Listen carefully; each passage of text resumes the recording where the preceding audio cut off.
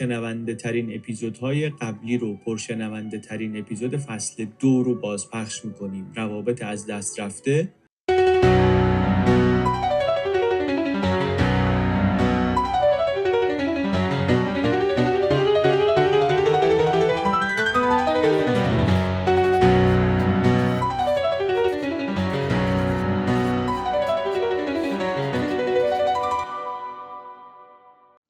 تجسم من از افسردگی اینه که باید این شکلی باشم احتمالاً، یعنی کسی که افسرده میشه احتمالاً این شکلیه، ولی نه، احتمال خیلی زیاد بعد از اینکه آدم افسرده میشه از نظر بیرونی خیلی تغییر نمیکنه.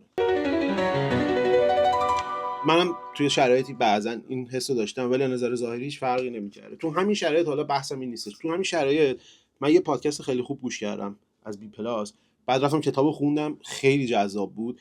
یه چیزی تو اون کتاب برای من مثل نقشه گنج بود که هنوزم رعایتش میکنم.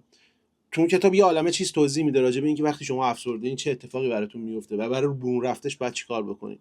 تو اونجا یه بندی بود که من احساس میکنم از همه بیشتر رو من تاثیر گذاشت. بقیه‌اش هم فوق العاده است و آدم واقعا احساس میکنه که باش میتونه ارتباط برقرار کنه، ولی یه دونه از اون بندا فوق العاده بود. اونم ارتباط قطع شده من با طبیعت، با جایی که احتمالاً همه آدما از روش اومدن بیرون و اگر بهش برگردین میتونین احساس کنین که چقدر میتونه شرایط شما رو تغییر بده. این که شما با ارتباط با طبیعت شرایطتون چقدر تغییر میکنه بستگی به خودتون و روحیتون داره، ولی برای من که فوق العاده جواب داد و هنوزم جواب میده.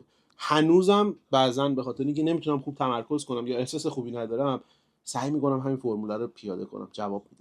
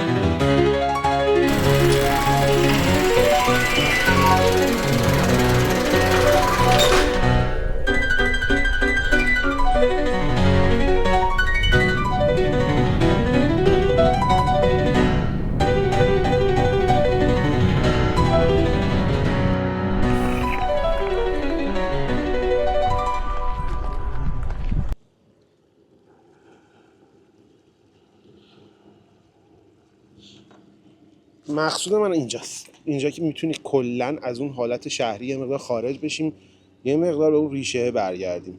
حالا میگم تو کتاب اگه بخونید توضیح میده چه آزمایش‌هایی رو جونوره انجام دادن، رو حیونا انجام دادن، تو باغ وحش مقایسه میکنه. من اصلا قصد ندارم راجع بهش صحبت کنم چون دانشی ازش ندارم، فقط دانشم در حد خوندن همین کتابو گوش کردن پادکست و سخنرانی نویسنده است. ولی واقعا میتونی احساسش کنی. من میتونم احساسش کنم وقتی میام اینجا، صدای پرنده‌ها و دیدن همین آب و صدای موج دریا و این کرانه ساحل که اینقدر زیباست، و حالا تو هر شرایطی، هوای خوب بد، امروز اینجا آتش سوزی، هوا خیلی هم جالب نیست، ولی دیدن همین که آدمای دیگه هم میان اینجا خوشحاله، فکر میکنم خودش تاثیرگذاره، حس خوبی به آدم میده. این پل است که برقرار میشه و این برقرار شدن این پل کمک میکنه که فکر کنم یه بخشی از اون استرسه که غالب روزانه منه به خاطر زندگی که میکنم، حالا مثل بقیه آدما تو شهر با همه اون اتفاقایی که میفته، تا حد زیادی کنترل بشه. حالا هر وقت که بشه تمرکز کنم، چون وقتی تمرکز از دست بدم هیچ کار دیگه از دستم بر نمیاد. کلا این کمک رسانه، این نجات میده منو، این برای من خوبه.